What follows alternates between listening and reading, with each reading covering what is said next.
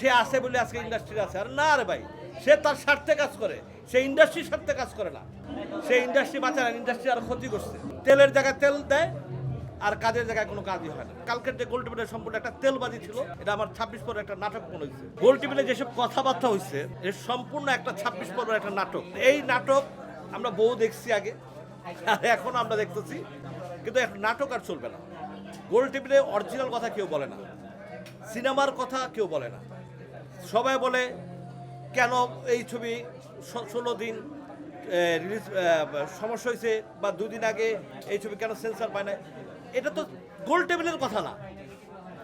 গোল টেবিলের কথা হইতে হবে যে এই সিনেমা ইন্ডাস্ট্রিতে কিভাবে সিনেমা বানাবে, কিভাবে সিনেমা চলবে এবং কিভাবে দর্শক হলে যাবে, এইটা হলো গোল টেবিলের কথা। আজকে দেখেন একটা যাদেরকে নিয়ে ঈদের ছবি হচ্ছে তারা কত টাকার নিচ্ছে, রেমোশন নিচ্ছে।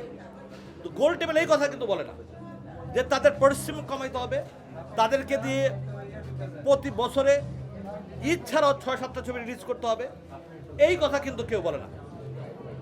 তেলের জায়গায় তেল দেয় আর কাজের জায়গায় কোনো কাজই হয় না। এই গোল টেবিল আমি মনে হচ্ছে কালকের যে গোল টেবিলের সম্পূর্ণ একটা তেলবাজি ছিল এবং এটা টোটালি একটা নাটক ছিল। এটা আমার 26 পরে একটা নাটক মনে হচ্ছে। এবং পরিচালক সমিতির শাহিন, যে পরিচালক সমিতির যে সভাপতি শাহিন তো তার কথাবার্তা তো হয়ই নাই আমি মনে করি, ঠিক আছে। হায়াত ভাই একটা কথা চমৎকার বলছে যে একজনকে দেয় ইন্ডাস্ট্রি চলবে না। এখন এটাও সত্য, কিন্তু এখন তো একজন না, এখন তো 3-4জন, ঠিক আছে। এই 3-4 জনকে আরও এর সাথে যদি আমি আরও 2 জনকে যোগ করি, 6-7 জন হিরো কিন্তু অলরেডি ইন্ডাস্ট্রিতে আছে।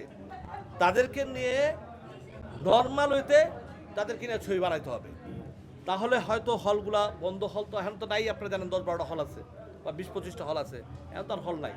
এই হলগুলো রানিং হবে এবং তাদেরকে তারা বলে সে ইন্ডাস্ট্রি বাঁচা রাখে। এই যে তারা মূর্খের মতো কথা বলে, ইন্ডাস্ট্রিকে কেউ বাঁচায় রাখতে পারে? সে আছে বলে আজকে ইন্ডাস্ট্রি আছে। আর না রে ভাই, সে তার স্বার্থে কাজ করে, সে ইন্ডাস্ট্রির স্বার্থে কাজ করে না। সে ইন্ডাস্ট্রির কাজ করতো তাহলে বছরে সে 10টা ছবি দিত এবং সর্বোচ্চ 5 লাখ থেকে 10 লাখ টাকার ভিতরে, তাহলে সেই ইন্ডাস্ট্রির জন্য বাঁচা রাখছে। তাহলে আমরা বলতে পারবো সে ইন্ডাস্ট্রি বাঁচা রাখছে। কিন্তু এইটা না বলে পরে সে তো ইন্ডাস্ট্রি বাঁচা রাখছে।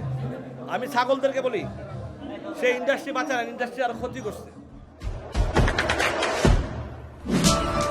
দেশে দেশে সবার সাথে দ্য নিউজ।